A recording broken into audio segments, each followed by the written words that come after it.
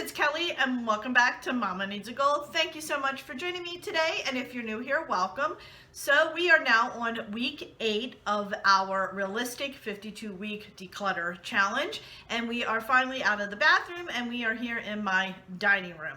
So this week our challenge is to declutter all the flat surfaces in our dining room. Now, if you don't have a dining room, but you have an area that you sit down and eat dinner and it's kind of cluttered, go ahead, like if you have a sunroom or if you have like an area off in your kitchen and the stuff on the table in there needs to be cleared off, do that. We will be eventually going into the kitchen and working on our countertop, so I don't want you moving that far ahead.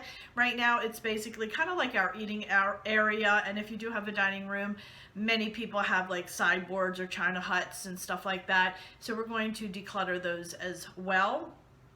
And I know, believe it or not, my dining room is very cluttered right now. I do have a tendency to put things on my dining room table that I need to put away and things like that. And I just recently filmed a St. Patrick's Day haul slash Easter slash Target everyday decor haul. All that stuff is still sitting on my table. I need to get those items put where they need to go. I still have some Valentine's stuff stacked up that I never put away, and I still have a few like everyday decor items that I have out just sitting on my sideboard. So friends, we are going to start with getting yourself an area that's kind of clear on the floor somewhere, and you can either use post-it notes and just write keep, donate, or trash or recycle. And if you have items that you've like borrowed from someone or anything like that, you can keep that in the keep pile. My thought is a lot of people will have paper in their dining room. I think oftentimes there's a lot of paperwork that we need to keep or go through, and we put it on the dining room table. So if you do have a lot of paperwork, make a section for paperwork. And what we can do is declutter everything and then leave the paperwork for last. And then you can take small stacks throughout the evening or take some with you when you're going to your son's or daughter's basketball practice or whatever. If you're waiting for them, or if you have to have an oil change and you need to sit and wait, use that time wisely and go through the paper clutter. If you do have paper clutter in your dining room or any of the flat surfaces, just put it off to the side and you can tackle that throughout the week. Our goal right now is to have, you know, that table back where you can sit with your family and have dinner. So let's, as I mentioned, we're going to have separate sections to put everything in. I have things that need to go down to the basement. I have things that need to go upstairs, things that are going to stay here just because I'm going to be decorating for St. Patrick's Day. So let's turn the camera around and I will give you a quick overview of what I've got going on. Okay, I'm going to start over on my sideboard. I don't have a lot going on there. Now that is my tripod that I'm using to film, so that doesn't count. But here I just have some, I use these pretty much from fall all the way through after Christmas and Valentine's Day a little bit. So I have an area in the basement that's kind of like my everyday decor because I use them for other things than just Christmas. This is just like everyday decor. This is a little stand that I use for different things throughout the year. These are just Christmas cards that I save. I always save my photo cards. I just have a ring. If you actually, I will link that below in the description box. I have a video on how to save those cards, by the way, so I'll link that. Here I started with Valentine's Day decor that I took down and just piled it up. I have a bag there. I was putting the smaller stuff in. I need to take all this down to the basement, and this is another tripod that I use. That was my centerpiece for the table. I never did put that together for Valentine's Day because I didn't clean the table. I had been purchasing items throughout and just been piling it on. So As you can see here, I have a bag, a whole bunch of Easter and St. Patrick's Day items. I have just everyday decor items that I purchased, things that need to go upstairs in the bathroom, things that need to go in the kitchen. Like I said, over here is not too bad. I didn't really declutter, I decorated for Valentine's Day, so everything there pretty much stays the same. I just need to add some everyday decor to it. And then I do have one chair that has stuff on it. That container there, I'm actually going to put my St. Patrick's Day items in it, like for the tier tray and all. So I will put the items in there. I will probably be decorating in the next day or two, but I'm going to put it all in there. That way it's all contained. That's a baby gift that I am waiting for one more item to come in for, and then I can get that shipped out, so that will just stay there. So it's not horrific. Like I said, it's just things that need to be cleaned up.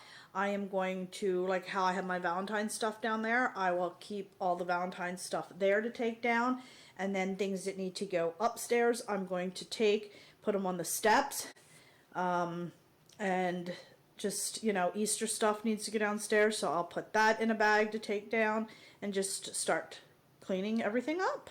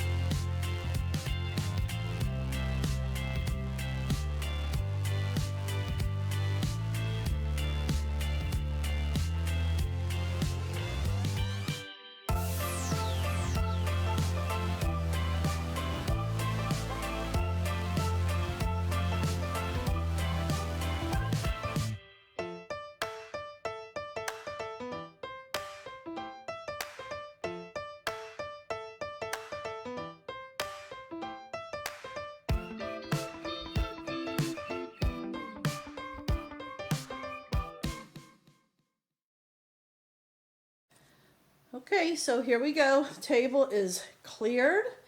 I was planning on putting this here. I'm pretty sure that's where I'm going to leave it, so I just sat it there for now. The area over there is clean.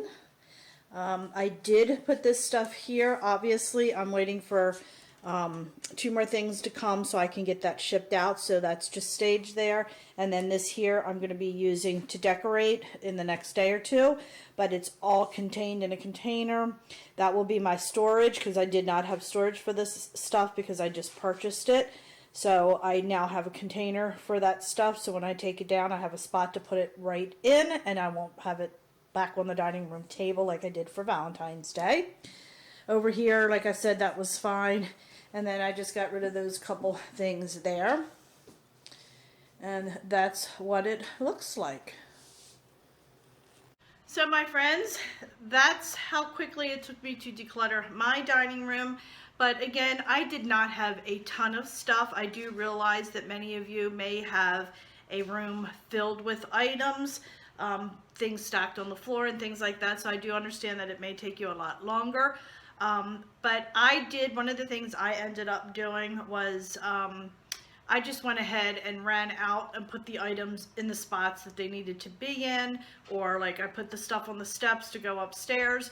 The Easter stuff, I put it in a box. Valentine's stuff, I just ran it right downstairs because I didn't have a ton of stuff I needed to go through, and I thought, you know what, I'm going to go ahead and do that. So if you don't have a lot of stuff and it's just, similar amount, go ahead and do that. That way it's done and it's out of the room and you don't have the piles. But if you have a ton of stuff you need to go through, please make the piles. Get yourself some clothes hampers or a box. You saw I have had a box there that the dog food came in. You can use that. Again, if you have papers, have a special spot for all those papers. If you're picking a paper up and you know immediately that it's something you don't need to keep, go ahead and put it in the recycle spot. If it's something you don't need to shred or anything like that, just go ahead and do it. If it's something you know you don't need to go through. But if you have papers you need to go through, just put it in a pile. You can tackle that throughout the rest of the week and just kind of go through when you're watching TV in the evening, or like I said, getting the oil changed, or at a kid's event, or, you know, just eating lunch. Take a few minutes while you're eating lunch and just, you know, it's mindless, really, to be honest with you. So friends, thanks again for joining me. I really do appreciate it. If you have any questions or need help with anything, go ahead and comment below. I'm happy to answer any questions or help you out the best that I can. If you haven't already subscribed to my channel, please consider subscribing, as it does greatly help me out. And don't forget to hit that little bell, because it will notify you every time I have a new video coming out. And friends, don't forget, we are still in February, where I am doing my air fryer February. Well, I will post either a YouTube video or a link over on my Facebook, Instagram, and Twitter page of an air fryer recipe for every day in the month of February. So friends, thanks again for joining me, and I'll see you next time. Bye.